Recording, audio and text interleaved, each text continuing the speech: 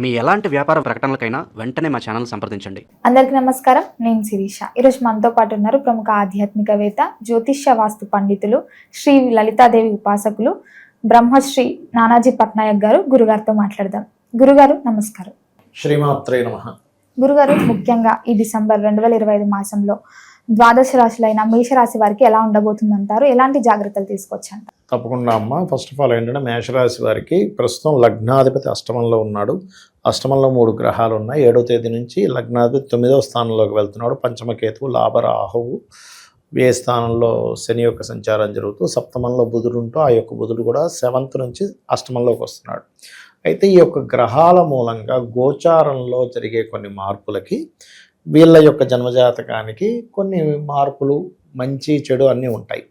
అయితే ఈ యొక్క విషయాలు చెప్తుంది నేనైనప్పటికీ కూడా చెప్పిస్తుంది సాక్షాత్ లలిత అమ్మవారిగా భావిస్తూ, ఫస్ట్ ఆఫ్ ఆల్ వీళ్ళకి మొదటి వారం ప్లేస్ చేంజ్ అనేటువంటిది ఉంటుంది.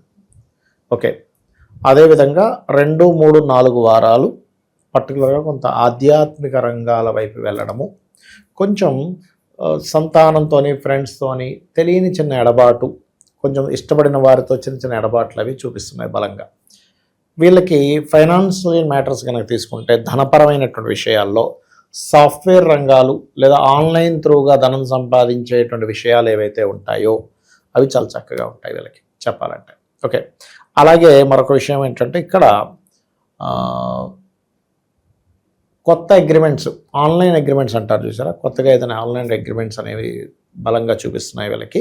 మధ్యవర్తిత్వంగా ఉండి మనీ చేస్తుంటారు కొన్ని మీడియేటింగ్ లాగా, వాటి మూలంగా కూడా ధనయోగం ఉంది చెప్పాలంటే వీరికి. ఇక అదేవిధంగా వీరికి ఏదైనా గతంలో ఏదైనా ఒక ప్రాపర్టీ ఉంది తీసేసేయాలి, చిన్న చిన్న 2-3 ఉంటే తీసేసి కొత్తది కొనుక్కుందాం అనుకుంటారు. అలా ఏదైనా ఒక ప్రాపర్టీ తీసేయడానికి, వాహనం కావచ్చు, గృహం కావచ్చు, ఏదైనా కానీ తీసేయడానికి అనుకూలంగా ఉంది. అయితే పంచమంలో కేతు ఉన్నందుకు ఆధ్యాత్మికమైనటువంటి వాటికి మాత్రం చాలా బాగుంటుంది. వివాహ సంబంధించినటువంటి విషయాలు ప్రయత్నం చేసేవారు ఫస్ట్ వీకు వీళ్ళు ఏదైనా బంధువర్గంలో వాళ్ళని ట్రై చేసుకోవడం మంచిది. బంధువర్గం కానీ, రెండవది ఏంటంటే టెక్నికల్ రిలేటెడ్ వర్క్స్ చేసేవాళ్ళు కానీ, బిజినెస్ రంగాల్లో ఉండేవాళ్ళు కానీ బాగా ఉంటుంది వీళ్ళకి. అదేవిధంగా తాతగారు ఆస్తికి సంబంధించిన విషయంలో ఏవైతే కొంచెం డిస్టర్బెన్సెస్ ఉన్నాయో అవన్నీ కూడా ఫస్ట్ వీక్లో కొంత క్లియర్ అవుతాయనేటువంటి చూపిస్తుంది. వీళ్ళకి పర్టికులర్గా ఏలినాడు శని నడుస్తుంది కదా. ఏలినాడు శని వల్ల ఏంటంటే ఎప్పుడు కూడా 12వ స్థానంలో శని యొక్క సంచారం జరిగేటప్పుడు ఇన్వెస్ట్మెంట్స్ విషయంలో జాగ్రత్తగా ఉండాలి. తొందరపడి ఏదో ఇన్వెస్ట్మెంట్ చేయడము ఇలాంటివి చేయకూడదు అనేటువంటి చాలా స్పష్టంగా గోచరిస్తుంది. అంటే లాంగ్ టర్మ్ ఇన్వెస్ట్మెంట్స్ ఓకే, కానీ షార్ట్ టర్మ్ ఇన్వెస్ట్మెంట్స్ కోసం మాత్రం ట్రై చేయడం వేస్ట్. ఉద్యోగ సంబంధించినటువంటి అంశాలలో ఉన్న ప్రదేశం కాకుండా ఇతర ప్రదేశాలకు వెళ్ళడం ద్వారా అనుకూలత లభిస్తుంది. అదేవిధంగా వ్యాపారం చేసేవారు స్పిరిచువల్ రిలేటెడ్, ఇప్పుడు ఆధ్యాత్మిక రంగాల్లో ఉంటారు, పూజలు చేయించడం, పూజా సామాగ్రి స్టోర్స్ ఇట్లాంటివి బాగుంటాయి. అదేవిధంగా ఉద్యోగ సంబంధించిన అంశంలో వేరే ప్రాంతానికి వెళ్ళి ఉద్యోగం చేయడం అనేటువంటిది మంచిది. వీళ్ళకి గురువు 3వ స్థానంలో ఉంటున్నాడు కాబట్టి, 3వ స్థానం వైపు వస్తున్నటువంటి గురువు 3వ స్థానాన్ని ప్రభావితం చేస్తున్నాడు కాబట్టి పర్టికులర్గా ఈ యొక్క రాశి వారికి పూర్వజన్మ కర్మ అనేటువంటి దేంతో కనెక్ట్ అయి ఉంటుంది. ఈ లగ్నమైన రాశి అయినా కూడా ఎవరికైనా మనీ అప్పు రూపంలో బంధువర్గం వాళ్ళకి ఇచ్చే దాంట్లో లేదా మధ్యవర్తిత్వంగా వెళ్ళి ఇరుక్కోవడం ఇట్లాంటివి ఉంటాయి. కాబట్టి వీళ్ళు పర్టికులర్గా వీళ్ళు చేయవలసింది ఏమిటి అంటే పొరపాటును కూడా సంతకం పెట్టడము, మధ్యలో వెళ్ళి అప్పు ఇప్పించడం కానీ ఇలాంటివి ఏవి పొరపాటును కూడా చేయకూడదు. ఇది ముఖ్యంగా గుర్తుపెట్టుకోవాలి. అదేవిధంగా వీళ్ళు ఎక్కువగా గణపతి యొక్క ఆరాధన, సూర్య నమస్కారాలు చేయడము, వీలైతే వీళ్ళకి కొంచెం ఏలినాడు శని నడుస్తుంది కాబట్టి నువ్వుల నూనె శివాలయాల్లో దీపారాధన కోసం ఇవ్వడం, నువ్వులు, కందులు, ఉలవలు ఈ 3 పదార్థాలు దానంగా ఇవ్వడం. ఉలవలు, కందులు ఏమో మంగళవారం నాడు ఇవ్వాలి. ఉలవలతో రెడ్ కలర్ క్లాత్, నువ్వులతోనేమో బ్లూ కలర్ క్లాత్, కందులతో కూడా రెడ్ కలర్, ఉలవలతో మల్టీ కలర్ ఇవ్వాలి. కొంతమంది రెడ్ ఇస్తారు కానీ మల్టీ కలర్ ఇస్తే ఇంకా బాగుంటుంది. కందులతో రెడ్ కలర్ క్లాత్ ఇస్తే చాలా చాలా మంచిది చెప్పాలంటే. కొంచెం ఏంటంటే కొన్ని ఆలోచనలు ఒక్కొక్కసారి విరక్తిగా అబ్బా ఏం చేస్తామని కొంతమందిని వదిలేయాలనిపించడం, ఫ్రెండ్స్ ఇలాంటి ఆలోచనలు అన్నీ కూడా వస్తూ ఉంటాయి. ఫ్రెండ్స్లో ఉండే వాళ్ళు కొంచెం చిత్ర విచిత్రంగా ప్రవర్తించడం, కొంచెం ఆధ్యాత్మిక చింతన ఎక్కువగా వెళ్ళడం వల్ల కొంత దేవతా సంబంధించిన దర్శనాలు కూడా అవ్వడం కూడా జరుగుతుంది వీరికి చెప్పాలంటే. ఓకే, కాకపోతే ఇక్కడ ఏంటంటే ఫస్ట్ ఆఫ్ ఆల్ వీళ్ళు ఉన్న ప్లేస్లో సెటిల్ అవ్వాలంటే కాదు, ప్లేస్ మారాలి. ఎంత వీళ్ళు ప్లేస్ మారుతూ ఉంటే, ఎందుకంటే 4వ స్థానంలో ఉండే గురువు కూడా వక్రించాడుగా, వీళ్ళ లైఫ్లో బాగుండాలంటే ఒకటే ప్లేస్ మారాలి. ఫైనాన్షియల్గా ఇంకా మంచి గ్రోత్ రావాలంటే దుర్గాదేవి ఆరాధన ముఖ్యంగా చేస్తూ ఉండాలి ఎక్కువగా. ఎంత దుర్గాదేవి ఆరాధన, అమ్మవారి ఆరాధన ఎంత చేస్తూ ఉంటే అంత బాగుంటుంది. ఇక ట్రాన్స్పోర్ట్ రంగాల్లో ఉండే వాళ్ళు, ఫుడ్ రిలేటెడ్ రంగాల్లో ఉండేటువంటి వారికి 20వ తేదీ తర్వాత నుంచి ఫైనాన్షియల్ గ్రోత్ అనేటువంటిది చాలా చాలా బాగుంటుంది వీరికి. అది మెయిన్గా చూసుకోవాలి. అది గురుగారు ముఖ్యంగా మరి విద్యార్థులకు ఎలా ఉండబోతున్నారు? విద్యార్థులకి యావరేజ్గా ఉంది, ఎందుకంటే 4వ స్థానం మీద ఎటువంటి శుభగ్రహ సంబంధము లేదు కాబట్టి యావరేజ్గా ఉంటుంది, అంతంత మాత్రంగా వెళ్తూ ఉంటుంది విద్యార్థులకి. ట్రాన్స్పోర్ట్ రంగాల వారికి ఇందాక నేను చెప్పినట్టుగా 20వ తేదీ వరకు నార్మల్గా ఉండి 20వ తేదీ తర్వాత నుంచి బాగుంటుంది చెప్పాలంటే. వివాహం జరగకుండా వివాహం కోసం ప్రయత్నాలు చేసే వారికి వివాహ ఇందాక చెప్పాను కదమ్మా, బంధువర్గంలో వారితో అయితే సెట్ అవుతుంది ఫస్ట్ వీక్లో. సెకండ్ వీక్ నుంచి అంటే పర్టికులర్గా ఏంటంటే 2వ వివాహం కోసం ప్రయత్నం చేస్తుంటారు. ఫస్ట్ వివాహం విషయం లేదంటే డిస్టర్బ్ అయ్యి అలాంటి వారికి సెట్ అవుతుంది చెప్పాలంటే ఈ మొదటి 20 రోజులు కూడా. అంటే ఫస్ట్ ఏదో డివోర్స్ అవుద్ది, డిస్టర్బ్ అవుద్ది చూసారా, అలా అయిన వారికి సెకండ్ మ్యారేజ్ కోసం ట్రై చేసేటువంటి వారికి ఫస్ట్ 20 days చాలా ఆపర్చునిటీస్ చాలా ఎక్కువ వస్తాయి. ముఖ్యంగా గురుగారు వివాహం జరగగానే సంతానం గురించి ఆలోచిస్తారు కదా, సంతానం విషయంలో కొంత ఇబ్బంది ఉంది, పంచమంలో కేతువు కదా. అలాగే గణపతి ఆరాధన ఎంత చేసుకుంటూ ఉంటే సంతానం అంత బాగుంటుంది. విదేశాలకు సంతానం పంపించాలనే ప్రయత్నం చేస్తే బాగుంటుంది. రాజకీయ యావరేజ్గా ఉంది.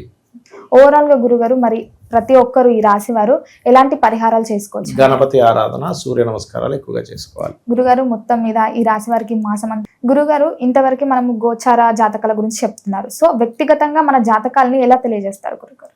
ఏం లేదమ్మా, ఫస్ట్ ఆఫ్ ఆల్ గోచార ఫలితం ఈజ్ ఇప్పుడు మార్కెట్ ఎట్లా ఉంది, బయట వాతావరణం ఎలా ఉంది అలాంటిది. పర్సనల్ చార్ట్ ఈజ్ మనము కంప్లీట్గా ఈ జీవుడు. ఇప్పుడు ఎగ్జాంపుల్ ఇక్కడ నుంచి నేను ఒక అమీర్పేట వెళ్ళాలి, ఆటోలో వెళ్ళొచ్చు, కారులో వెళ్ళొచ్చు, మెట్రోలో వెళ్ళొచ్చు, ట్రైన్లో వెళ్ళొచ్చు, ఉదాహరణ చెప్తున్నా. రకరకాల మార్గాల ద్వారా వెళ్తా, బైక్ మీద వెళ్తా. అసలు నేననేవాడినే శక్తి లేదు, నాకు జ్వరం వచ్చింది, ఎలా వెళ్తా? మన నీరసంగా ఉంది, నేను వెళ్ళలేనంట. అంటే ఇన్ని ఉన్నాయి. కానీ అదే గోచారంలో ఇప్పుడు క్యాబులు బంద్ అయ్యాయి, ఆటో ఆప్షన్ ఉంటుంది, ఆటోలు కూడా తిరగట్లేదు, ఫ్రెండ్ బైక్ వేసుకొని వెళ్ళొచ్చు, నా బైక్ ఉంటే వెళ్ళొచ్చు, అవునా? అంటే ఏదో ఇంకొక ఆప్షన్లో మనం వెళ్తాం, గోచారం సరిగ్గా ఉండాలి. కానీ మనమే సరిగ్గా లేకపోతే అసలు ప్రయాణమే జరగదు. అలాగే పర్సనల్ చార్ట్ ఈజ్ మనం పుట్టినప్పుడు ఏ గ్రహాలు అయితే ఎక్కడెక్కడ ఉన్నాయి, మనం పుట్టినప్పుడు ఉండేటువంటి లగ్నం ఏమిటి, నక్షత్రం ఏమిటి, దశలే నడుస్తున్నాయి, ఎటువంటి యోగాలతో జన్మించాం, ఇవన్నీ ఎలా జరుగుతాయంటే పూర్వజన్మల్లో మనం చేసుకున్న కర్మ ఆధారంగా ఇవన్నీ ఏర్పడతాయి. అంటే మనం మంచి రాయల్గా ఉండే ఇంట్లో, మంచి తల్లిదండ్రులు, మంచి వాళ్ళతో పుట్టామంటే లగ్నం బాగుందని అర్థం. మంచి సంపాదన, కొంతమంది చోటు పెద్దగా చదవకపోయినా బాగా సంపాదిస్తారు, లక్షల కోట్లు సంపాదించేస్తున్నాడు. తీరా చూస్తే 7వ తరగతి చదువుకున్నాడు. నేను చూసే ఒక జాతకం 3వ తరగతి చదువుకున్నాడు, ఆయన సంతకం కూడా పెట్టరని రాజు, నెలకు ₹1 సంపాదిస్తున్నాడు. ఎట్లాగా అంటే అంతే ధనయోగం ఉంది, సంతకం కూడా పెట్టండి రాదు ఆయనకి, పెద్ద ఏజెన్సీ నడిపేస్తున్నాడు. ఏం చేస్తాం? అంతే. అంటే అతనికి టీము అంత అలా కుదిరారు. అలా ఏంటంటే ధనయోగాలు బాగుంటే, ఇక్కడ ధనయోగాలు బాగుండడం ఒక ఎత్తు, ఎందులో ధనయోగం ఉందో తెలుసుకోవడం ఒక ఎత్తు. మన పర్సనల్ చార్ట్లో అసలు మీకు ధనయోగం ఎందులో ఉందో తెలుసుకుంటే మీరు తత్ సంబంధించినటువంటి ఎడ్యుకేషను, తత్ సంబంధించిన వ్యాపారం చేస్తే ఆటోమేటిక్ కలిసి వస్తుంది. ఇక మనం ఎప్పుడు మనకి డబ్బులు ఇబ్బంది వస్తుందంటే మనకి కలిసి రాని దాంట్లో మనం వేలు పెడతాము, అది మీకు కలిసి రాదు. ఎలా వస్తుంది? ఇప్పుడు భూమి లోపల ఇక్కడ వాటర్ పడతాయంటే అక్కడే తవ్వాలి, ఇంకో దగ్గర తవ్వుతే ఏమవుతుంది? శ్రమ, ధనం వేస్ట్, శ్రమ వేస్ట్. ఎలాగో ఇది కూడా అంతే. అలాగే కొంతమందికి అన్నదమ్ములతో గొడవలు ఉంటాయి. ఎందుకు ఉంటాయి అంటే మీరు పూర్వజన్మలో చేసిన అన్నదమ్ములతో, నక్కచెల్లెలతో చేసిన గొడవలు ఈ జన్మలో కర్మ రూపంలో వస్తుంది. అలాగే ఏం చదువుకోవాలి, అసలు ఏ దిశలో మీరు ఇల్లు కట్టుకుంటే మంచిది, ఆల్ డైరెక్షన్స్ ఈజ్ గుడ్. కానీ ప్రతి ఒక్కరికి ఒక డైరెక్షన్ మీకు అద్భుతమైన యోగాన్ని ఇస్తుందని ఉంటుంది, అది తెలుసుకోగలరు, అది పర్సనల్ చార్ట్లో తెలుస్తుంది. అలాగే సంతానం అభివృద్ధి అవ్వాలంటే ఏం చేయాలి, సంతానం ఎందుకు లేట్ అవుతున్నారు, ఎలాంటి సంతానం పొందుతారో మీరు ఇప్పటికిప్పుడు జాతకం ఇస్తే ఎవరిదైనా, నాకు తెలియదు, మీ ఫోన్లో ఏదో ఒక నెంబర్ ర్యాండమ్గా తీసుకోండి. ఇప్పుడు మీరు ఫోన్ ఓపెన్ చేసి ఆయన్ని ఒక ర్యాండమ్గా కొట్టమంటే కొడితే వాళ్ళ సంతానం గురించి ఇప్పుడు చెప్పచ్చు. ఎలా ఉంటారు, అమాయకంగా ఉంటారా, లేకపోతే స్పిరిచువల్గా ఉంటారా, అగ్రెసివ్గా ఉంటారా, ఫ్యామిలీని వదిలిపెట్టి ఉండడానికి ఇష్టపడతారా, ఫ్యామిలీతో ఉండడానికి ఇష్టపడతారా, అన్నీ తెలుస్తాయి. అట్లా సంతాన అభివృద్ధికి ఏం చేయాలి, అసలు ఎప్పుడు వివాహం చేసుకుంటే మంచిది. ఇప్పుడు చాలామంది మ్యారేజ్ మ్యాచింగ్స్ చూసామండి కానీ డివోర్స్లు అయిపోతున్నాయి అంటాం కదా. కారణం ఏమిటి అంటే వాళ్ళు కేవలం మ్యాచింగ్స్ చూస్తారు కానీ వాళ్ళకి సరైన సమయమా కాదో చూడరు. This is right time or not. ఇప్పుడు IAS exams, IPS, civils exams start అయింది. నేను వెళ్ళిపోయి రాస్తానంటే ఎట్లా? నేను ఫస్ట్ ప్రిపేర్ అవ్వాలిగా. నేను ప్రిపేర్ అవ్వకుండా వెళ్ళిపోయి రాసేసి నేను ఫెయిల్ అయ్యాను, ఇదంతా చీటింగు, అసలు వాడు ఏం దిద్దుతున్నాడు ఏంటో అంటే నేను ఫస్ట్ ప్రిపేర్ అయ్యి వెళ్ళాలా. అట్లాగే వీళ్ళకి వివాహ యోగం నడుస్తున్న సమయంలో వెళ్ళరు, చేసుకోరు. వివాహం నడవని సమయంలో వివాహం చేసుకోవడము, మంచి ముహూర్తం పెట్టుకున్నాం, మ్యాచింగ్ చూసాం, 36కి 18 వచ్చేసి అయినా కానీ ఎందుకు విడిపోయారు అర్థం కావట్లేదు, బాధపడుతూ ఉంటాం. అదేవిధంగా బిజినెస్ కానివ్వండి, జాబ్ కానివ్వండి, ఇన్వెస్ట్మెంట్స్ కానివ్వండి, విదేశాలకు వెళ్ళే యోగం కానివ్వండి, లైఫ్లో వచ్చేటువంటి అప్ అండ్ డౌన్స్ కానివ్వండి, ఇవన్నీ మన పర్సనల్ చార్ట్లో తెలుస్తాయి. సరే నాకు జాతకం లేదు, ఏమీ లేదు, నేను సింపుల్గా ఒకటే చెప్తా. మీరు నిత్యము ఉదయం సాయంత్రం అమ్మవారి ఆరాధన చేయండి, లలితా సహస్రనామాలు చదువుకొని అమ్మవారి మీద పూర్తి నమ్మకం పెట్టుకొని, అమ్మ నా పని నేను ధర్మంగా చేసుకుంటూ వెళ్ళిపోతాను, నీదే బాధ్యత అనుకుంటే వెళ్ళిపోండి. ఆవిడ అన్నీ చూసుకుంటుంది, నీకేమీ తెలియదు అనుకుంటే. తెలుసు కొద్ది గొప్ప శాస్త్రపరంగా ఏం తెలుసుకుందని ముందుకెళ్తున్నాం, ఈ హెల్ప్ తీసుకోవచ్చు. అట్లా గురుగారు ఓవరాల్గా తెలియని విషయాలు ఎన్నో తెలియజేసినందుకు ధన్యవాదాలు. శ్రీమాత్రే నమః.